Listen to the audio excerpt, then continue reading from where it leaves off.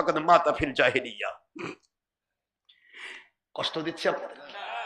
তাহলে আমি কি পুরাতন জমিতে যদি অন্য কেউ এসে ফুসলায় আবার 1 ঘন্টা পর, ওটা হলো সকাল 10টায়, আজকের তারিখ পহেলা না, কথা কয় না, 1 এপ্রিল, এই দিনে আজকের তারিখে সকাল 10টায় 1 লাখ টাকা দিয়ে জমি বিক্রি করলো। এরপরে আরেকজন ফুসলা এলো, এত সুন্দর জায়গা, তোমাকে আমি 5 কোটি টাকা দেব। এবার 1 ঘন্টা পর 11টার সময় এবার আবার ওই জমি 1 কোটি বা 5 কোটি দিয়ে বিক্রি করলো। সারা বাংলার সকল প্রকার আদালতে চলে যান, ইন্টারন্যাশনাল আদালতে চলে যান, জমিটা কোন কোম্পানি পাবে? 1 লাখ টাকা দিয়ে 1 ঘন্টা আগে যে কিনেছে তারই দলিল আসল, 5 কোটি টাকা দিয়ে কিনলেও পরের দলিল নকল। নাকি বানায় বন্ধু? বুঝা পারতেছেন না? 1 ঘন্টা আগের দলিল সিগনেচার আছে রেজিস্ট্রি অফিসের, রেজিস্ট্রারের সিগনেচার, রেজিস্ট্রি অফিসের সিল।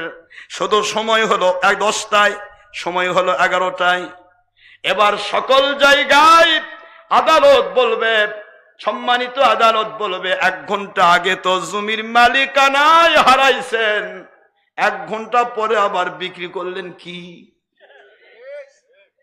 কথা বোঝেন নাই? মাত্র 1 ঘন্টা আগের দলিল 1 ঘন্টা পরের দলিলকে যদি বাতিল করে দেয়, দুনিয়ার রেজিস্ট্রারের রেজিস্ট্রিকে তো দলিল বাতিল হয়ে যায়। আমার আল্লাহর কোরআনের বাণী, লা তাবদীলা লিকালিমাতিল্লাহ।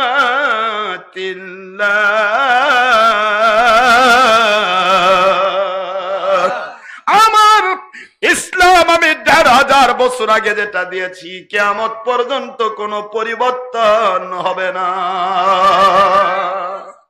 দলিল হয়ে গেছে বাবা, পরিবর্তন নেই, পরিবর্তন নেই, সংযোজন নেই, বিয়োজন নেই, সংকোচন নেই, সম্প্রসারণ নেই। তারপরেও আপনি আজকে 1500 বছর পরে এসে বলতেছেন আমারটাই আসল আর আগেরটাই নকল। ফেসবুকে হোক, ইউটিউবে হোক, টিভির পর্দায় হোক, কোরআনের মজলিসের নামে হোক, তাফসীর মাহফিলে হোক, মসজিদের খতিবের কণ্ঠে হোক, পূর্বের ইসলামের বিরোধী যেটাই হবে বুঝতে হবে নকল মাল হ্যায়, আসল নেই হ্যায়। ये कलम काटा डाल है, ये আসল ডাল नहीं है। কি হলো? এগুলা কয়ে দেখে তো আমার ওয়াজ বন্ধ করতে চায়, ঘুষ দে তাও ওয়াজ বন্ধ, কোম্পানি ধরা পড়বে। মন খারাপ হচ্ছে না? থাক, তাহলে এখন ওয়াজ তো হয়ে গেছে, দোয়া করে দে। আমার বাবাজি, একটু চিন্তা করার বিষয়, ইসলামের ধারা ইসলাম চলবে, কারো কথা মতো চলবে না। আশরাফ সিদ্দিকী নয়, 1000 কোটি মানুষ নয়, কোরআন বলবে যা সেটাই আসল, কোরআনের বাইরে গেলে 1000 কোটি মানুষ নকল। কোরআন সুন্নাহর বাইরে আপনি বলবেন নকল হয়ে যাবেন, আবার 1000 কোটি লোক হন, কোরআন সুন্নাহর পক্ষে যে একজনও বলে ও আসল। কথা কি বুঝতে পেরেছেন বাবা? ওয়ালা তালবিসুল হক বিল বাতিল ওয়া তাকতুমুল হক ওয়া আনতুম তা'লামুন।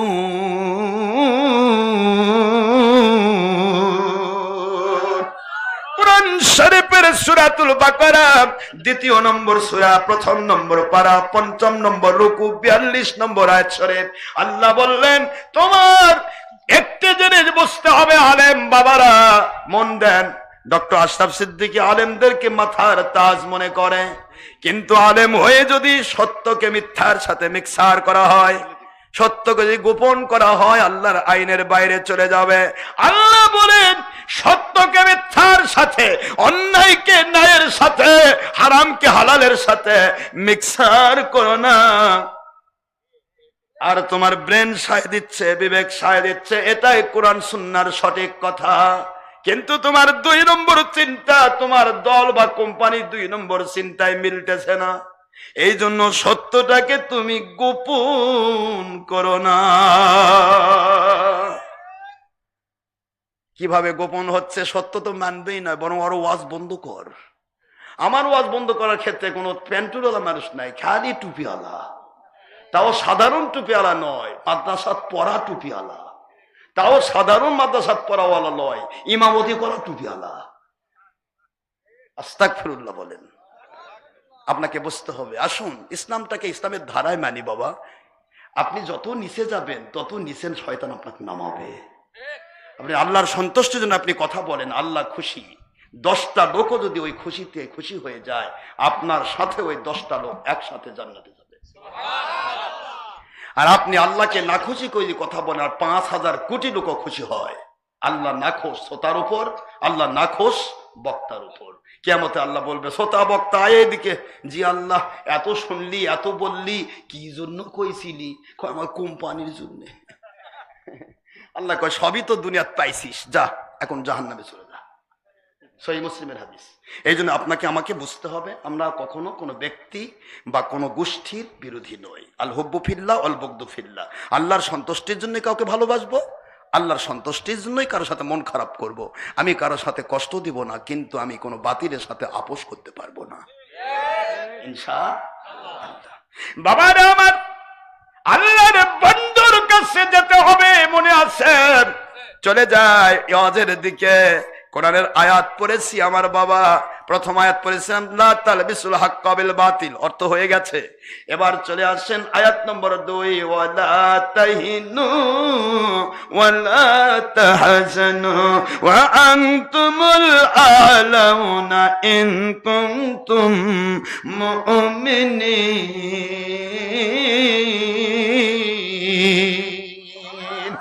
কোরআন শরীফের সূরাতুল আলী ইমরান আয়াত শরীফ নম্বর 139, 4 নম্বর পারা, 3 নম্বর সূরা, মদিনায় অবতীর্ণ আইন। আল্লাহ পাক বললেন, মুসলমান মুমিনেরা শোনো, কোনো টেনশন তোমাদের থাকবে না, হতাশা থাকবে না, ভয় থাকবে না, তোমাদের কোন রকমের চিন্তা থাকবে না। আমি আল্লাহ ওয়াদা করছি, ওয়া আনতুমুল আলাউন, যেখানেই যাবে তোমরা বিজয় লাভ করবে। successful হবে in this world and the grave and the paradise firdaus। দুনিয়াতে যেখানেই যাবে সাকসেসফুল করে দেওয়ার দায়িত্ব আমি আল্লাহর হবে। তুমি যেখানেই যাবে রহমত পাবে, গয়বে মদত পাবে। শর্ত শুধু একটা দিলাম, ইন কুনতুম মুমিনিন,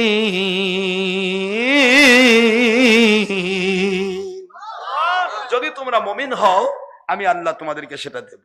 এবার মুমিন কয়, আল্লাহ আমি মুমিন হয়ে গেলাম, আপনি আমাকে টেনশন ফ্রি করে দেন। এবার আল্লাহ বলে, হে মুমিন, মুমিন হয়েছো তো? হ্যাঁ মুমিন হয়েছো, জি। ইয়া আইয়ুহাল্লাযিনা আমানুত্তাকুল্লাহ ওয়া কুনু মাআস সাদিকিন। এ মুমিন, মুমিন হয়েছো? জি। আমাকে ভয় করো। আল্লাহ, এটা আবার কেমন কথা? কেবল বললেন মুমিন হলে ভয় নাই, মুমিন হলে টেনশন নাই, পেরেশান মুক্ত, আবার বলতেছেন ভয় করো। ব্যাপারটা কি? আপনারা বলেছেন মুমিন, ওয়াকানা হাক্কান আলাইনা নাসরুল মুমিনিন। ও আল্লাহ, আপনি তো বললেন মুমিন যে হয় তার জন্য সাহায্য করা আমার দায়িত্ব, তা আপনি যার দায়িত্ব নিয়েছেন তার ভয় কি? কি কথা বলছেন নাকি? এরপরে আপনি বলেছেন আল্লাহু ওয়ালিউল্লাযিনা আমানু ইখরুজুহুম মিনাজ-জুলুমাতি ইলান-নূর। আপনি বললেন আমি আল্লাহ মুমিনের বন্ধু হয়, অভিভাবক হয়, মুমিন আমার বন্ধু হয়। সুবহানাল্লাহ। তা আপনার বন্ধু বন্ধুকে বন্ধু ভয় দেখায় কেন? কি হয়েছে আল্লাহ? কি ব্যাপারে ভয় করব? এবার আল্লাহ বলেন ভয় করব এই কারণে। হুজুর হাদিস দিচ্ছে এখানে আয়াতের ব্যাখ্যায়। হুজুর বলতেছেন, কামারের শালায় যাবা, কিছু না হলেও কামারের ওই সমস্ত জিনিসগুলির ধোঁয়া তোমার নাকে আসবে, আর ওগুলির ময়লাগুলো তোমার গায়ে আসে পড়বে, বিনা তবিলে ব্যবসা। কথা বলেন না কেন? আর আতুর আলার পিছে যাইবা, কিছু না হলেও হয়তো আতুর আলার থেকে কিছু আতুর কিনবা, না হলে সে একটু ফিরি দিল, না হলে কমের পক্ষে আতুর আলার বক্সের আতুরের গন্ধ বিনা তবিলে ব্যবসা নাকে ঢুকবে। একটু জোরে সুবহানাল্লাহ বলেন। হুজুর বললেন হাদিস শরীফ, আল্লাহ বলে কুনু মাআস সাদিকিন, সত্যবাদী আল্লাহওয়ালা আল্লাহর ওলির সাথে হয়ে যাও মুমিন। যদি মুমিন হয়ে টিকে থাকতে চাও, মুমিন ছিলে না, ইবলিস তোমার পিছে যাবে না, ওটাও বেঈমান, আমিও বেঈমান। কথা করে দেখেন, মুমিন মুমিন ছিল না, তখন তার কাছে ইবলিস যাবে? ইবলিস এবার আপনি মুমিন হয়েছেন, ইবলিস এবারে ধাক্কাবে, কখনো শকুন হয়ে আসবে, কখনো সিল হয়ে আসবে মুরগির বাচ্চা নেওয়ার জন্য। এখন মুরগি যদি মা মুরগির আন্ডারে যদি বাচ্চা থাকে, ওই বাচ্চা যেমন সিল শকুন নিতে পারে না। হাক্কানি ওলি আউলিয়ার সাথে হয়ে যাও, তোমাকেও শয়তান নামক সিল বাতিল 72 কোম্পানি দিয়ে সবল মারতে পারবে না। একটু জোরে বলতে হবে সুবহানাল্লাহ। ইয়া আইয়ুহাল্লাযীনা আমানুত্তাকুল্লাহ ওয়া কুনু মাআস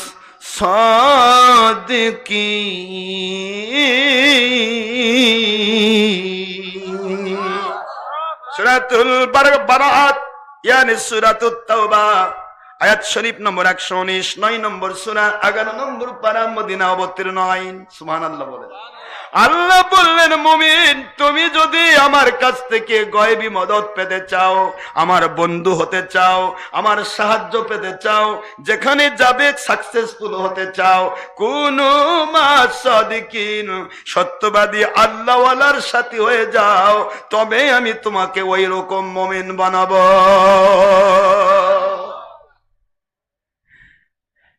রাত গভীর হয়ে যাচ্ছে, শেষ করব বাবা। রাত গভীর হয়ে গেল, তবরক নিয়ে আসেন যুবকেরা, তবরক নিয়ে যান বাবা, তবরক ছাড়া যায় না। আমার বাবাজিরা শুধুমাত্র বোঝার চেষ্টা করবেন, রেখে আসলাম অনেক কথা, আমি রেখে গেছি, আসছি সেই দিকে। নবীজি পাক সাল্লাল্লাহু আলাইহি ওয়াসাল্লামকে আল্লাহ পাক বলছেন, বন্ধু তওবা যদি কেউ করতে চায় আপনার কাছে যেতে হবে। মনে আছে আপনাদের? ফাস্তাগফিরুল্লাহ, আপনার হাতে হাত রেখে তওবা করবে, ইস্তিগফার করবে। আর আপনি নবী চুপ করে থাকতে পারবেন না, আপনি রহমাতুল লিল আলামিন। কিয়ামতের দিন আমি যখন জব্বার ও কাহার হব, তখন আপনি রহমত। আমার কাছে সব নবী যখন আপনাকে পাঠায় দিবে, আপনার কাছে যখন হাসরবাসীকে পাঠায় দিবে, তখন আপনি শুধুমাত্র সেজদায় পড়বেন, সেজদায় পড়ে বলবেন, আল্লাহ আনা আল্লাহ, আমাকে তো মানুষের জন্য সুপারিশের উদ্দেশ্যে তৈরি করা হয়েছে, সুতরাং আমার সমস্ত গুনাহগার, আমার মহব্বতের উম্মত গুলোকে আজকে মাফ করে দিন। আল্লাহ বলবেন, বন্ধু ওই জন্যই তো আমি আপনাকে রহমাতুল আলামিন বানাইছি। আজকে আপনাকে ঘোষণা দিচ্ছি, চোখের পানি মুছে ফেলুন, কাঁদতে হবে না গো নবী, আপনার কান্না আমি সই না, সহ্য করি না। আপনার এই কান্নার বিনিময় হাসরবাসীর জন্য কাঁদতেছেন। বন্ধু আপনার চোখের পানির বিনিময়, রহমাতুল লিল আলামিনের চোখের পানির বিনিময়, জব্বারু কাহার নামের আগুন আমি আল্লাহ নিভায়া ফেললাম। আল্লাহু আকবার বলুন। দেখে আপনার মুজেজা ভাগ্যবতী মা খাদিজা, দেখে ভাগ্যবতী মা খাদিজা, বলেন সঁপিয়ে দিলেন জীবন আর যৌবন। সুবহানাল্লাহ বলুন। অর্থ মান্ডল যাহা ছিলেন, চরণে আপনায় সঁপে দিলেন। কোটি কোটি টাকা যাহা ছিলেন, চরণে আপনায় সঁপে দিলেন। বানা ইলেন, বলেন বানা ইলেন জান্নাতের আপন। দয়ার নবী ইমানের নবীজি, আপনার প্রেম হলো মুমিনের ঈমান।